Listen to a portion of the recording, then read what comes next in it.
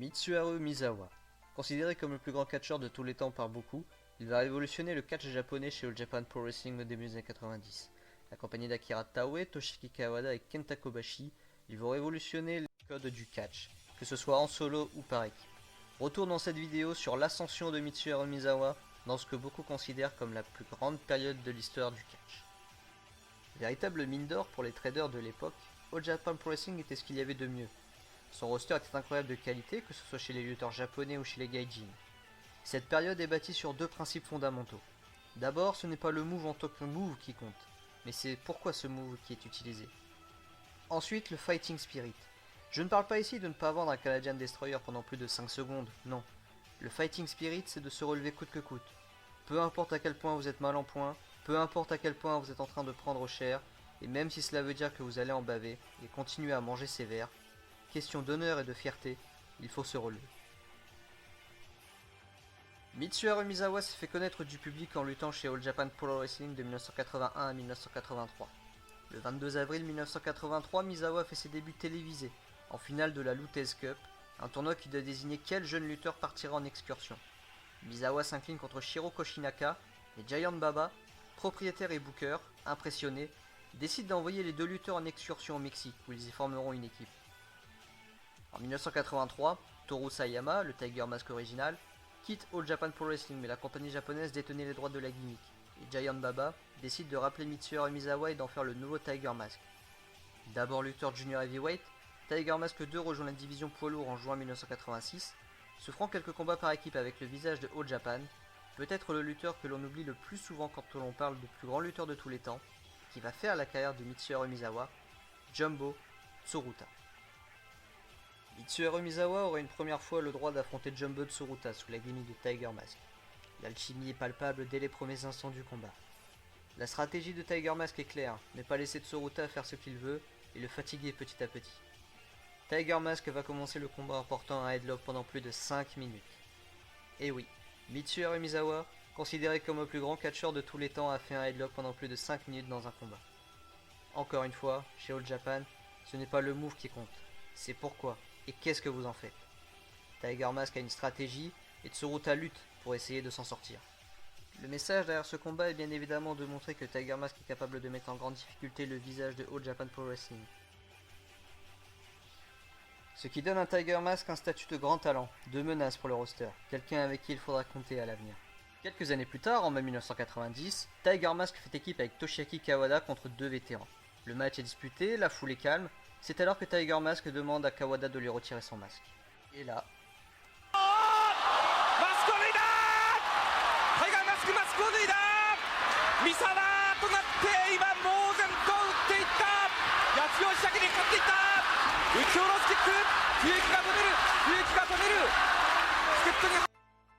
La salle est folle. Tiger Mask n'est plus. Vive Mitsuharu Misawa. La légende est lancée. Quelques jours plus tard, dans un six-man tag, verra la naissance de la plus grande feud du début des années 90 au Japon. D'un côté, Jumbo Tsuruta, Masanobu Fuchi et le Great Kabuki. De l'autre, Mitsuharu Misawa, accompagné de l'ancien sumo Akira Taue et Kenta Kobashi. Durant le match, Jumbo Tsuruta va assez facilement prendre l'avantage sur Kenta Kobashi et faire respecter la hiérarchie, avant d'aller s'en prendre tel un bully à Misawa et Taue sur les abords du ring. Mitsuharu Misawa ne tolère pas ce genre de méthode et ce manque de respect vient le faire savoir à The Ace. L'arbitre est obligé de s'interposer. S'en suivra une seconde interaction entre les deux hommes. Misawa se retrouve proche des cordes, Tsuruta essaye de l'attraper, la réponse ne se fait pas attendre, coup de coude. Équivalent des chops de Walter aujourd'hui, la légende du coup de coude de Mitsuharu Misawa est née. Jumbo Tsuruta va passer près de 2 minutes à l'extérieur du ring pour vendre le coup porté par Misawa. Jumbo Tsuruta va continuer à vendre les effets du coup de coude. Il va reprendre ses esprits petit à petit, remonter sur le ring, et n'aura à ce moment-là plus qu'une seule chose en tête, la vengeance.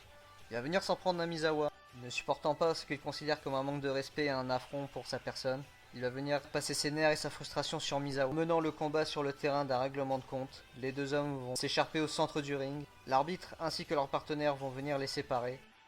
Et juste comme ça, en 3 interactions, la légendaire animosité qui va accompagner les combats entre les deux hommes lors des prochaines années est née. Le décor est planté, place au combat. Le 8 juin 1990 marque le premier affrontement entre Mitsuharu Misawa et Jumbo Tsuruta. Ce jour-là, pendant que la musique de Misawa retentit et qu'il est escorté au ring, la foule hurle le nom de Misawa au rythme de sa musique. Ce soir-là, le phénomène qui va accompagner le reste de sa carrière est né. Lorsqu'il se tient sur le ring, une chose est claire. Misawa est déjà une énorme star. Mais face à lui se dresse The Ace de la compagnie, et il n'est pas prêt à lâcher sa place, se dirigeant vers le ring sous l'acclamation de la foule. Un monstre sacré vient d'arriver dans l'arène, 20 ans de carrière derrière lui, respecté par la foule, adulé par la foule, aimé par la foule. Mais, ce soir-là, la foule a fait de Misawa son favori. Jumbo Tsuruta va dominer ce début de match. Avec sa supériorité physique, il va en profiter pour massacrer Mitsuharu Misawa. Le premier comeback de Misawa intervient grâce à un dropkick, faisant référence à son passé de junior heavyweight, et Jumbo Tsuruta reprend le contrôle avec une big boot. Va s'enchaîner ensuite une énorme clothesline qui va coucher Misawa pour un compte de 2. Misawa va revenir dans le combat grâce à son agilité en contrant une tentative de back suplex de Tsuruta. Ensuite, Tsuruta va anticiper une esquive à l'extérieur avant de dropkicker Tsuruta dans les barrières. Misawa va ensuite se servir de son coup de coude, son fameux coup de coude qui va sonner Jumbo Tsuruta pour le garder à l'extérieur. Combiné à cela avec une plancha par-dessus la troisième corde, et Misawa va pouvoir initier une phase de domination dans ce combat. Une fois en contrôle dans le ring, Mitsuharu Misawa va en profiter pour rendre la monnaie de sa pièce à Jumbo Tsuruta, en giflant ce dernier non pas une, mais 2 fois. Mais mal lui en a pris, car Tsuruta va lui faire payer ce geste. Coup de genou, coup de coude, projection dans les barrières, souplesse arrière, projection au sol. Tout y passe et Misawa passe un très sale quart d'heure. Et Jumbo Tsuruta va faire une erreur, il va tenter la même prise 2 fois. Et Misawa va profiter de sa plus grande agilité pour le contrer. Misawa va ensuite initier une domination, avec un drop kick depuis la troisième corde, une souplesse au centre du ring, et même un frog splash depuis le haut des cordes. Mais Tsuruta a plus d'un tour dans son sac, et se sert du momentum de Misawa contre lui. Il l'envoie dans les cordes, et tente le tomber pour un compte de 2. De nouveau aux commandes, Jumbo Tsuruta va reprendre son entreprise de démolition. Pile driver. Lutez près, un dropkick. Compte de 2. Coup de pied depuis la troisième corde. Powerbomb.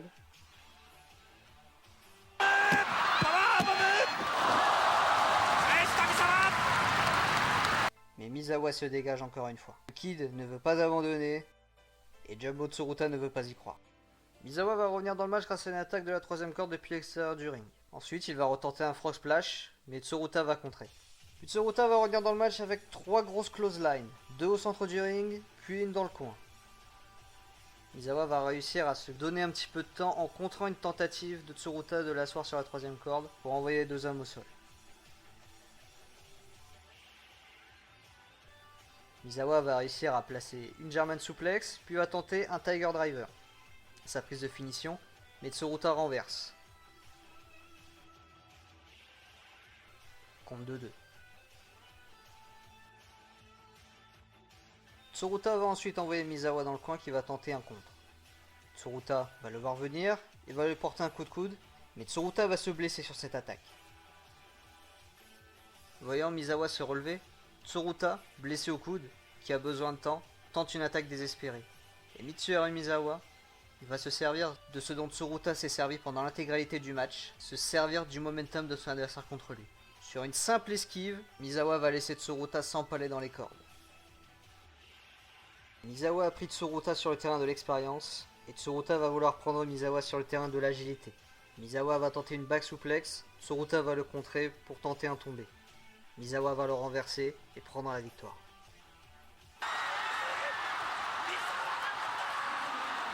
La foule devient complètement dingue. Mitsuharu Misawa n'y croit pas lui-même, il demande une confirmation à l'arbitre. L'histoire vient d'être écrite. La légende raconte que Giant Baba, propriétaire et booker de Japan Pro Wrestling, aurait décidé pendant le show de changer la décision, entendant les chants Misawa, Misawa, pendant l'intégralité du show alors que Misawa n'était pas présent dans l'arène. Simple légende ou vraie information, la seule chose qui est sûre, c'est que la décision qui a été prise ce soir-là était la bonne. Misawa célèbre sa victoire dans le ring avec ses amis Toshiaki Kawada et Kenta Kobashi. Le problème, c'est que cette victoire n'est pas décisive puisque remportée sur un tombé surprise. Tsuruta veut prouver que ce n'était qu'un accident. Misawa veut prouver que ça ne l'était pas. Dans ce contexte, une revanche est donc inévitable. 3 mois plus tard, jour de revanche pour Misawa et Tsuruta. Jumbo Tsuruta est bien décidé à montrer que son statut de numéro 1 ne peut lui être contesté par personne. Mitsuharu Misawa, lui, de son côté, sait qu'une victoire, qui plus est décisive, montrerait aux yeux du monde qu'il est bel et bien le nouveau numéro 1 de All Japan Pro Wrestling. Le match commence avec Jumbo Tsuruta qui est en contrôle, passant Mitsuharu Misawa à tabac avec des coups de genoux et des coups de coude. Mitsuharu Misawa va cependant revenir grâce à son agilité, et la première partie du combat va être très disputée, entre la puissance de Tsuruta et l'agilité de Misawa. Tsuruta va envoyer Misawa à l'extérieur. Immédiatement remonter, sachant qu'il est clairement désavantagé dans un contexte aussi hostile. Misawa va ensuite se servir de son coup de coude pour affaiblir, dominer et blesser Tsuruta. Mais Tsuruta, en vieux de la vieille, ne se laisse pas faire, et si Misawa décidait de frapper fort, il frappera encore plus fort. Tsuruta repart à l'attaque avec un grand coup de coude dans les dents de Misawa. Ensuite, pour se venger, une série de coups de coude. Misawa va revenir grâce à son passé de Tiger Mask et à ses coups de pied. Mais Tsuruta n'en a pas fini et revient grâce à 2 énormes coups de coude dans la face. Enchaîne avec un pile driver et un double arm suplex. Misawa va tenter un nouveau comeback, mais Tsuruta va lui écraser la face au sol, symbolisant toute l'animosité entre les deux hommes. Tsuruta va tenter une back suplex. Misawa va le contrer. Tsuruta va contrer à son tour de la même manière que Misawa l'avait contré lors de leur précédent affrontement, pour un compte de 2. Le combat est rude et les deux lutteurs sont très fatigués. Les deux lutteurs repartent au combat et Jumbo Tsuruta, frustré de ne pas réussir à l'emporter, va passer sa frustration sur Misawa. Des claques, des coups de coude, un emmené au sol, des coups de poing. L'arbitre est obligé de s'interposer avant que ça ne dégénère. Jumbo Tsuruta donne tout ce qu'il a. Et Mitsuharu Misawa, moins lucide qu'en début de combat, va rouler à l'extérieur. Tsuruta va en profiter, le projeter dans les barrières, le passer par-dessus la table et le fracasser à coups de chaise. De retour aux abords du ring, Misawa va souffrir un peu de temps grâce à son coup de coude. Misawa va tenter une plancha par-dessus la 3e corde, puis un nouveau coup de coude à l'intérieur du ring. Misawa se sert parfaitement de sa nouvelle arme, fait reculer Tsuruta, mais Tsuruta, presque à bout de force, fait reculer Misawa avec des coups de boule avant de lui porter un énorme saut chassé dans les dents. Tsuruta enchaîne avec une superplex, puis une énorme back suplex qui fait atterrir Misawa directement sur le crâne. Tentative de tomber pour un compte de 2.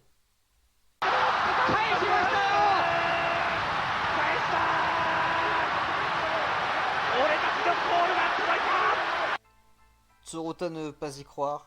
Misawa a réussi à se dégager. Misawa tente un comeback sur un coup de coude, mais à bout de force, il s'écroule. Tsuruta l'a bien compris. Misawa également. Le match est déjà joué. Tsuruta enchaîne avec une énorme clothesline et une back suplex. Compte de 3. Jumbo Tsuruta remporte ce match.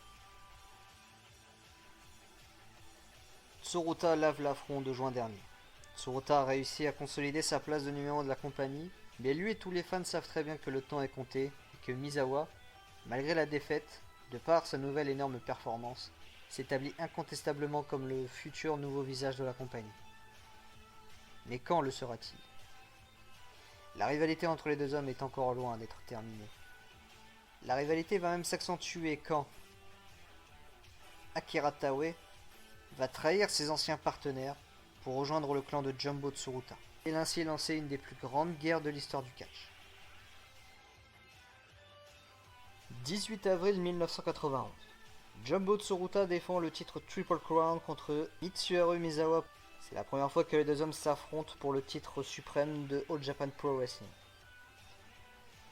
Jumbo Tsuruta arrive dans ce match avec tout le momentum du monde, ayant récupéré le titre en début d'année des mains de Stan Hansen. Il s'agit de la deuxième chance au titre pour Mitsuharu Misawa, lui qui a perdu face à ce même Stan Hansen l'année dernière.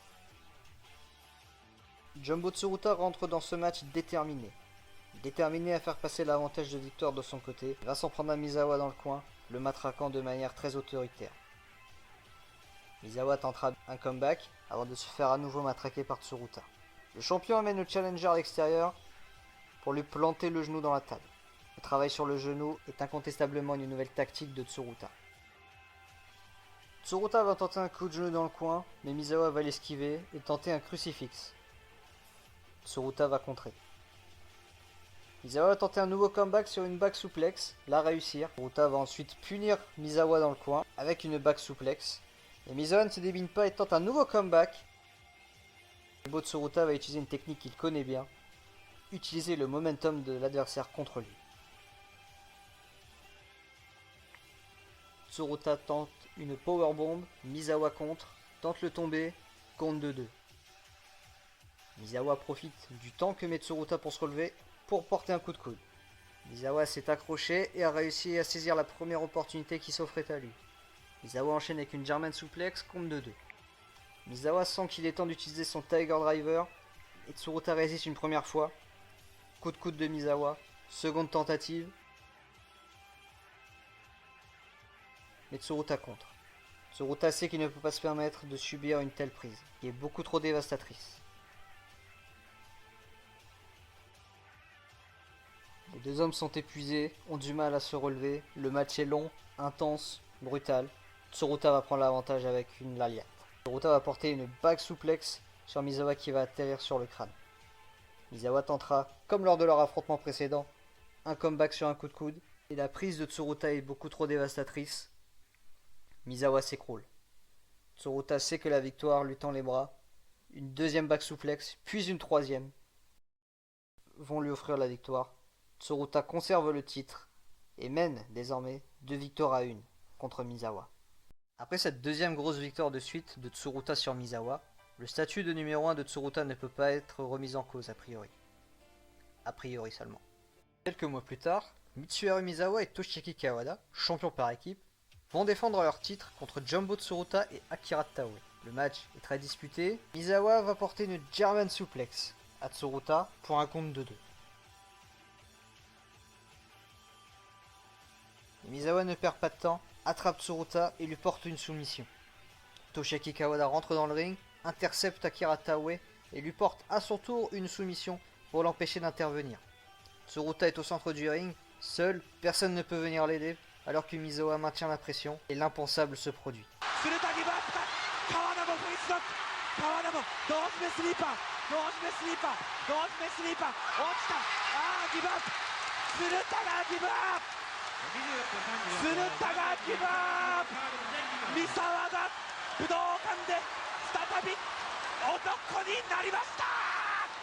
Mitsuharu Misawa, bien que mené dans les confrontations directes avec Tsuruta, vient de revenir psychologiquement à hauteur de Tsuruta grâce à cet affront ultime, soumettre son adversaire. Même l'arbitre qui n'y croit pas va demander confirmation à Tsuruta. Avec 2 victoires de suite en 1 contre 1, on aurait pu penser que Tsuruta en avait définitivement terminé avec Misawa. Cependant, Misawa n'en a pas terminé et il est bien décidé à devenir le mâle dominant du catch japonais. Mais après cette humiliante défaite, un règlement de compte est inévitable. Le 2 avril 1992 marque le dernier affrontement entre les deux légendes que sont Jumbo Tsuruta et Mitsuharu Misawa. Ce match compte pour le Carnival, l'équivalent du G1 Climax de All Japan Pro Wrestling. Les deux lutteurs sont en tête du bloc A et les deux lutteurs se disputent la première place sur ce match. Le match commence par un échange de coups de coude entre les deux hommes. Les deux hommes mettent beaucoup d'intensité dans le combat. Tsuruta va projeter Misawa dans les cordes qui va contrer. Misawa va tenter un coup de coude mais Tsuruta va à nouveau contrer. Les deux hommes se connaissent parfaitement. Misawa va ensuite revenir dans le match grâce à ses spécialités. D'abord une German suplex, puis une tentative de plancha par-dessus la troisième corde. Encore une fois, Misawa anticipe l'esquive, puis porte un coup de coude. Misawa enchaîne ensuite dans le ring avec un coup de coude. Puis une clothesline à la volée. Et enfin, il va même se permettre une descente du coude. Misawa enchaîne ensuite avec la prise qui lui a fait beaucoup de mal lors de ses derniers affrontements avec Tsuruta, une back suplex.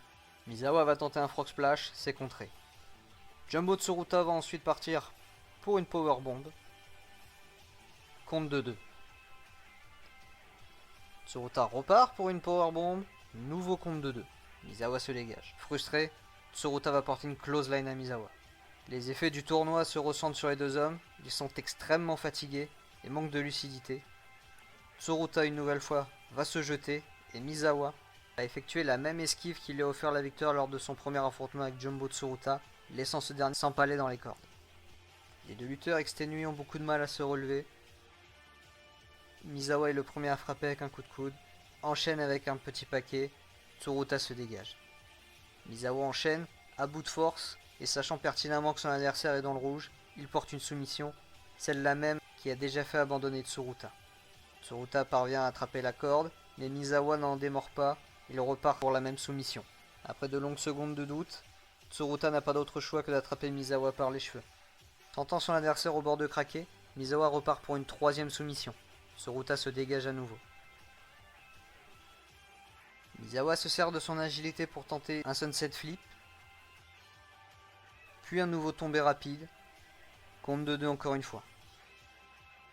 Il reste que quelques secondes dans ce combat de 30 minutes, Misawa va tenter une back suplex, Tsuruta contre, Tsuruta tente la suplex qui lui a offert 2 victoires contre Misawa.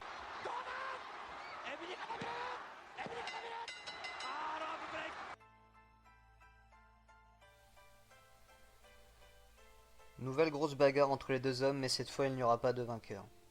Quiconque regardera ce match comprendra aisément la définition du fighting spirit. Misawa, plus affecté par la fatigue et les blessures accumulées durant le tournoi, n'avait a priori que peu de chances de battre Jumbo ce soir-là. Mais il y est allé, se relevant de toutes les attaques de son adversaire, jusqu'à obtenir des ouvertures dans lesquelles il s'est engouffré pour tenter sa chance. Clairement, Misawa a énormément souffert ce soir, mais encore une fois, question d'honneur et de fierté, pas question de rester au sol. Tsuruta contre Misawa, la feud qui a défini All Japan Pro Wrestling pour les années à venir, ne connaîtra pas de vainqueur, puisque cela sera le dernier affrontement entre les deux hommes en 1 contre 1. Malheureusement, Jumbo Tsuruta tombera malade et décidera de prendre sa retraite du catch sérieux, se contentant d'apparitions dans des matchs à 6, souvent des comédie matchs, pour préserver sa santé. Décevant que cette rivalité n'ait pas pu aller à son terme. Le match nul était un parfait moyen d'amener à un rematch, qui aurait été la parfaite occasion de couronner Misawa champion Triple Crown et nouveau visage de la compagnie. Voilà donc pour la feud qui a fait de Misawa une énorme star et qui l'a lancé vers les sommets du catch mondial. Vous avez dans la description de la vidéo tous les liens pour pouvoir regarder les combats entre les deux hommes, plus quelques-uns des matchs par équipe qui ont émaillé leurs affrontements, qui sont des pastilles narratives absolument parfaites. J'espère que cette vidéo vous aura plu, que les matchs pourront vous occuper un peu pendant cette période de confinement. N'oubliez pas de rester chez vous et surtout de rester fort. N'hésitez pas à liker la vidéo, à la commenter et à la partager. C'était Akam Roshi. Salut tout le monde.